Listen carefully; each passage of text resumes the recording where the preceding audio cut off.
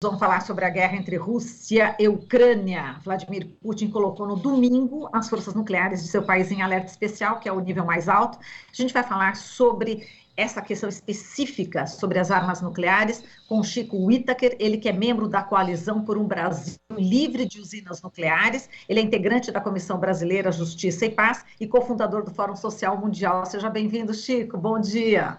Bom dia, Marilu. Tudo bem? Tudo Estamos aí à certo. sua disposição. Obrigada, Chico. Bom, o presidente dos Estados Unidos, Joe Biden, declarou nesta segunda-feira que os norte-americanos não devem se preocupar com uma guerra nuclear. Tem especialistas, enfim, analistas, dizendo que talvez o Putin esteja blefando.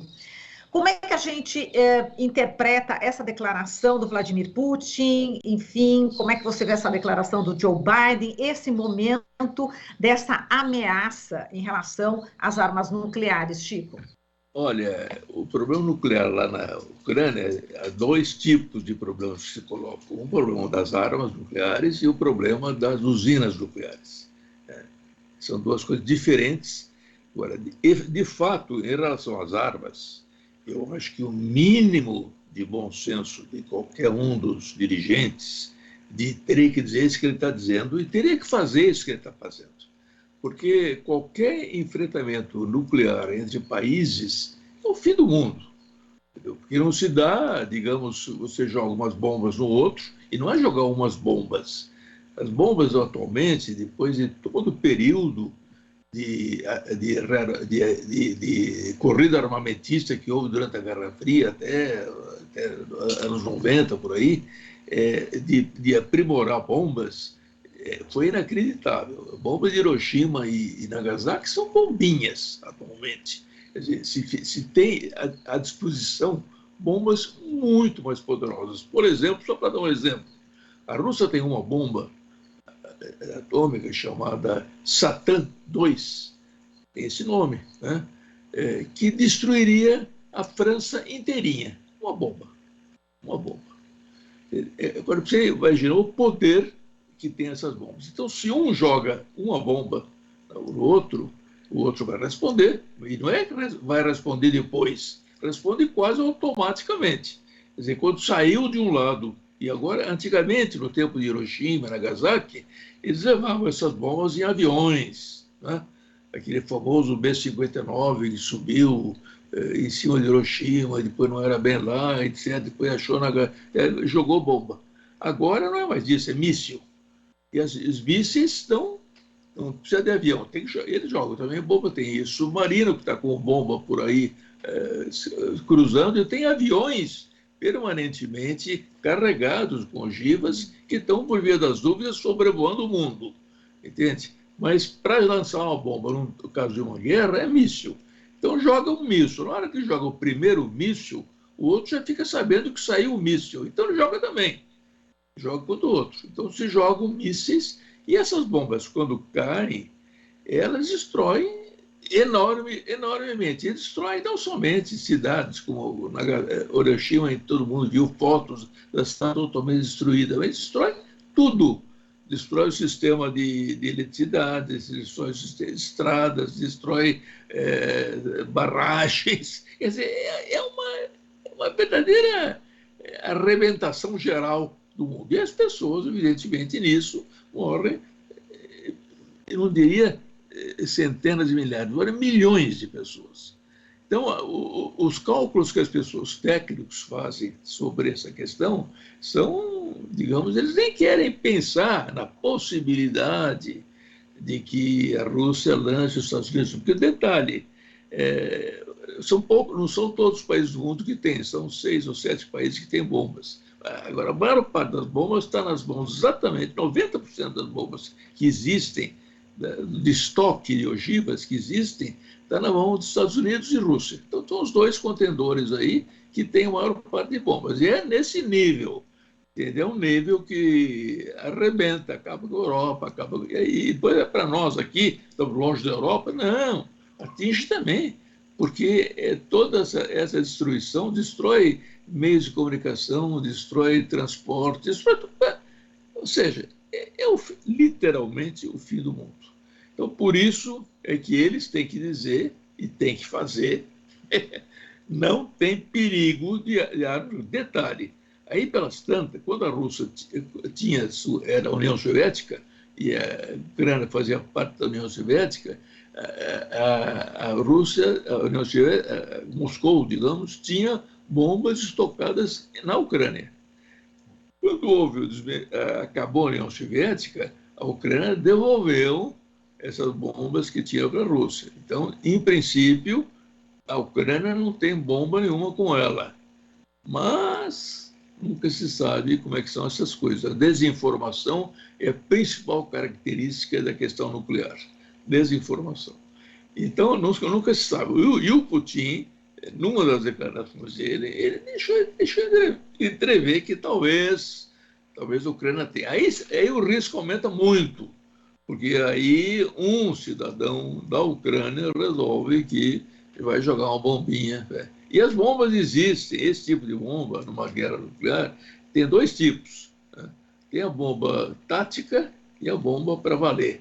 A tática é de efeitos menores. São os efeitos menores, é do tipo Hiroshima. Isso é bomba tática. As outras é que são de uma tonelada para 20 toneladas, a diferença. É muito impressionante. Então, a gente tem que rezar para que realmente a Ucrânia não tenha bomba nenhuma, então fica só nas mãos de Estados Unidos e Rússia, e é certo, o sistema de controle deles, esses países, não é o Biden ou o Putin apertar um botão. Esse apertar botão está cheio de... Esse botão passa pelo cuidado de outro cara, do outro cara. É tudo ultra controlado para não acontecer isso, para acontecer o fim do mundo. Agora, o risco que ele está correndo é um risco com as usinas. Aí é um risco muito grande. Aí é realmente muito grande, mas de outro tipo. Exato. Vamos falar, aproveitando, pegando esse gancho já das usinas, vamos falar primeiro de Chernobyl, que está ali, né, nessa área de conflito. Conta para gente esse risco também de Chernobyl nesse momento, Chico. Chernobyl coloca exatamente, é um tipo de risco das usinas. Chernobyl já explodiu. Já houve aquele acidente, que é o maior acidente que o mundo já conheceu, uma catástrofe. E o que resta em Chernobyl? Primeiro resta o resto do reator, que afundou na Terra, que aquilo vai afundando o resto, entendeu? E em Fukushima não sabem nem onde é que está, de tão profundo que foi afundando.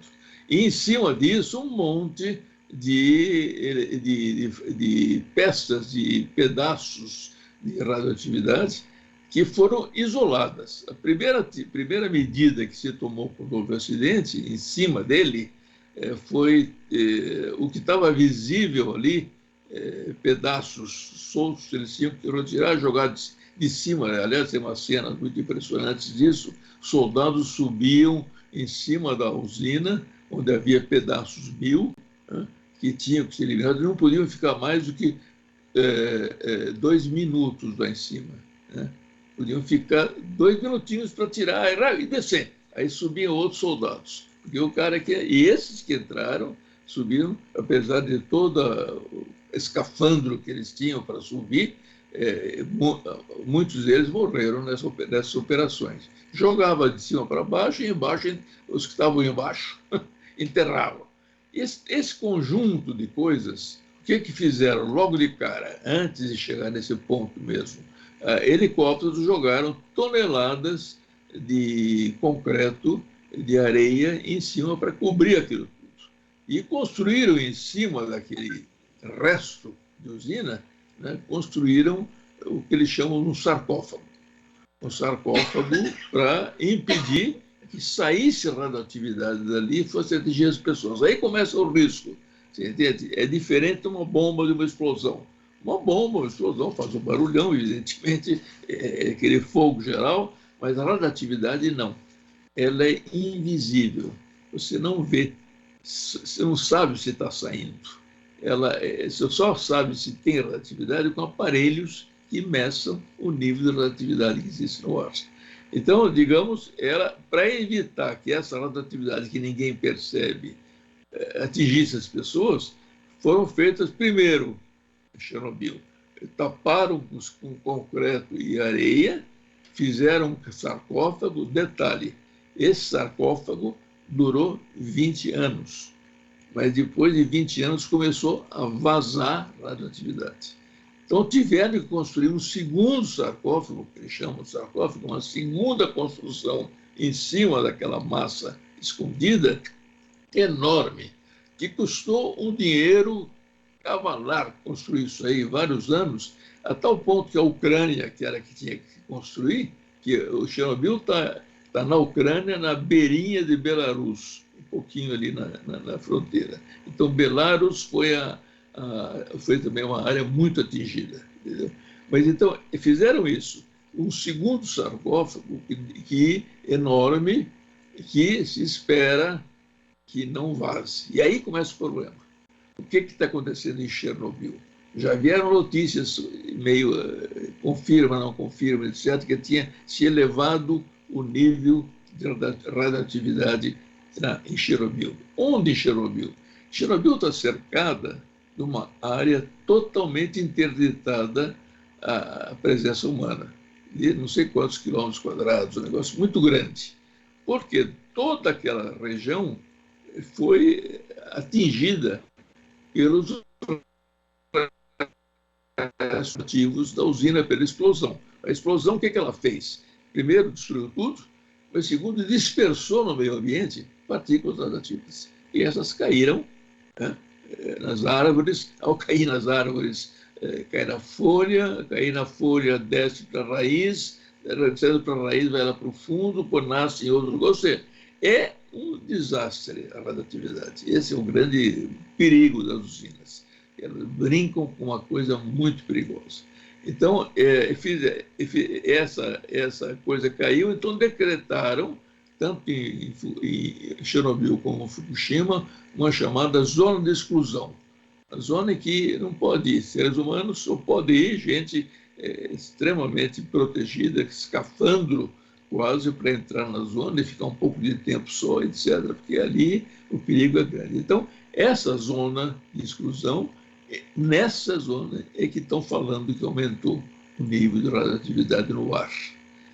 Isso significa o quê? Significa, não que os russos tenham mexido no sarcófago, mas a explicação que dão é que simplesmente os grandes tanques, os grandes caminhões militares entrando na zona de exclusão remexem o chão e põem no ar de novo as partículas que estavam, digamos, repousando no chão e por isso não pode chegar lá. Então, esse é o primeiro risco. Então, Chernobyl, a notícia vem, desmente, não desmente, que os russos já ocuparam, não vai saber nunca o que está acontecendo exatamente. Mas o risco é grande de que a zona de exclusão de Chernobyl esteja com nível de radioatividade mais alto do que seria possível para os seres humanos. Então, é uma coisa, entendeu? E, evidentemente, também aí os russos não vão se meter a mexer mais do que isso. Isso eles estão mexendo sem querer. Ou seja, basta entrar com um tanque, com caminhões enormes nessa zona que automaticamente já remexe tudo. Então, quem vê fotografias de Chernobyl, da cidade ao lado dela, Pripyat, entendeu? Que é uma cidade fantasma, totalmente abandonada, grandes prédios, etc. Tudo aquilo está tudo radioativo, entendeu? Então, se aquilo houver caminhões que derrubem uma daquelas casas lá, remexe a radioatividade que está pelo chão e aumenta o nível geral.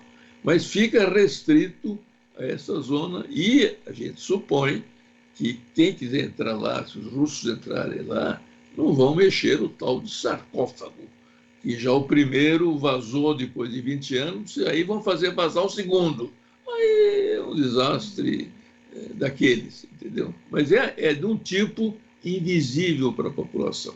Agora, o que acontece que é perigoso são as 15 usinas que a Ucrânia tem dentro do território dela, espalhados em 4 grandes centrais nucleares, tem 15 reatores. Tem 15 reatores. E o reator com ele pode acontecer uma nova Chernobyl. Inclusive os especialistas que estão escrevendo a esse respeito, entendeu? Eles estão dizendo o risco de acontecer uma nova Chernobyl é em segundos, em minutos. Em alguns minutos, uma nova Chernobyl acontece lá. Por quê? Porque todo esse sistema das usinas é extremamente delicado. Porque tem que se manter permanentemente refrigerado. Duas coisas: refrigerada a usina no seu funcionamento. Por quê? Porque para impedir que no coração do reator aumente a temperatura. Se aumentar e passar de um certo patamar, explode. Então, esse que é o risco. Tem que aumentar. As usinas todas dispõem dos chamados como é que chama?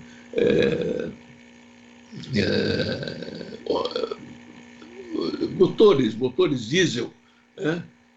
Por quê? Porque se por acaso parar a eletricidade, cai os postes, cai tudo para a eletricidade que alimenta o funcionamento da usina, que alimenta, e o motor diesel é automaticamente acionado, e aí então continua ele a jogar água para manter esfriada o reator. Entende? Mas e o motor diesel depende do quê? Depende de diesel. Terão estoques suficientes? Uma bombinha em cima de uma coisa dessas não acaba com o estoque de diesel. Ou seja, o risco ali é de milímetros, entendeu? Esse que é o problema, é de milímetros. De por acaso parar de funcionar o motor que resfria as usinas, ela pode ser levada a uma explosão. E se der uma explosão, é uma catástrofe tipo Chernobyl, que ninguém vê, mas todo mundo sofre. Ou seja, recebem as partículas que caem do céu e as pessoas que forem atingidas não morrem imediatamente. Esse que é também na desinformação e na mentira que cerca o nuclear. Não, porque Chernobyl teve 35 mortos. Quanto é isso? 53 mortos. Os caras têm a coragem de falar isso, porque eles contam os bombeiros, os mineiros que foram cavar lá em volta, em torno de Chernobyl, na hora do acidente. E contam, nem sei se contam, os pilotos dos helicópteros que jogavam areia, coisa, que tudo isso morreu, todo esse povo morreu. Eles não contam os que foram atingidos pela radioatividade. E que a coisa é uma morte progressiva, lenta. Isso para ter uma ideia do nível disso, Marilu. Tem um estudo feito por cientistas ucranianos e bielorrussos sobre o que aconteceu com Chernobyl de forma geral. Então, eles analisaram a Europa inteira, porque a nuvem de Chernobyl, que saiu com partículas radioativas, cobriu a Europa inteira, entendeu? A Europa inteira foi atingida. Quer dizer, nós tivemos aqui situações do Brasil de comprarmos leite da Irlanda, e que depois ele descobriu que era leite radioativo, porque a Irlanda tinha sido atingida pela radioatividade de Chernobyl. Pouco se descobriu que na Itália, no norte da Itália, que tinha javalis no norte da Itália radioativos. Então, por quê? Porque os javalis comem raízes das árvores, e as árvores tinham recebido a nuvem de Chernobyl em cima deles, tinham entrado nas folhas, a partícula radioativa tinha ido para as raízes estavam lá, os javalis cavavam, saíam. Então, você vê como é que é o nível de risco da coisa.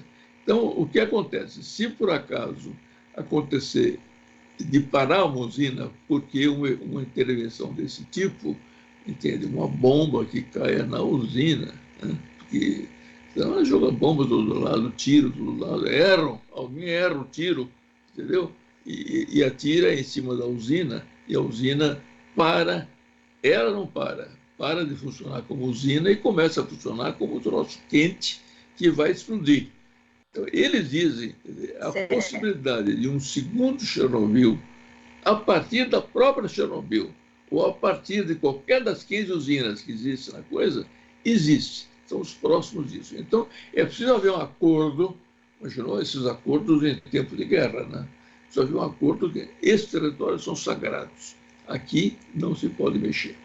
Que além da usina, tem um outro perigo, que é um negócio... Quando a gente começa a ver essas coisas, a tomar informação disso, a gente diz, poxa, como é que o Brasil ainda quer construir usina? Quer dizer, é uma autêntica, eu digo que é uma insanidade absoluta. Entende?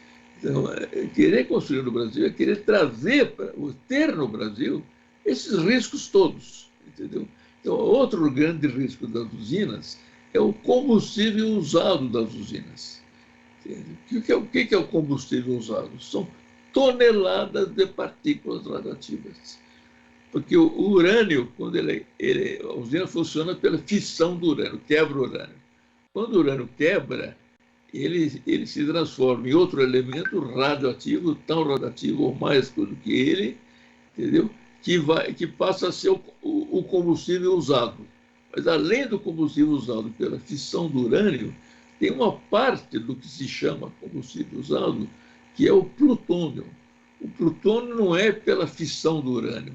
Ele aparece, surge pela absorção pelas partículas de um tipo de átomo de urânio, chamado U238, que absorve um nêutron e passa a ser U239, que é um nêutron a mais. E esse nêutron tem uma outra transformaçãozinha que ele faz e se transforma em plutônio. Plutônio é o elemento radioativo mais perigoso que existe, porque ele mata assim, você tocar o plutônio, não pode nem tocar, se tocar já era, entende? Mata as pessoas, mas ele dura, enquanto elemento radioativo, metade da massa dele deixa de ser radioativo depois de 24.100 anos. 24.100 anos, aquela massa. Isso é o combustível usado. Para te dar um exemplo, para ver o que a gente vive aqui no Brasil e ninguém sabe, o Angra 1 e Angra 2, Angra 1 especialmente, como é que eles fazem com esse combustível usado dentro das usinas? Eles têm dentro da usina, do lado da usina mesmo, uma chamada piscina. Uma piscina, e quando o combustível acabou de ter que ser mudado para mais combustível, a gente tira o velho e põe o novo combustível, que é urânio, né? Agora, o velho, o que fazem? Tem que tirar da piscina e tirar dentro d'água, manter dentro d'água e botar numa piscina que é permanentemente congelada. E essa piscina é que fica guardando o chamado combustível usado. Acontece que Angra 1 já está esgotando a capacidade da piscina. Então, eles inventaram agora uma outra loucura, entendeu?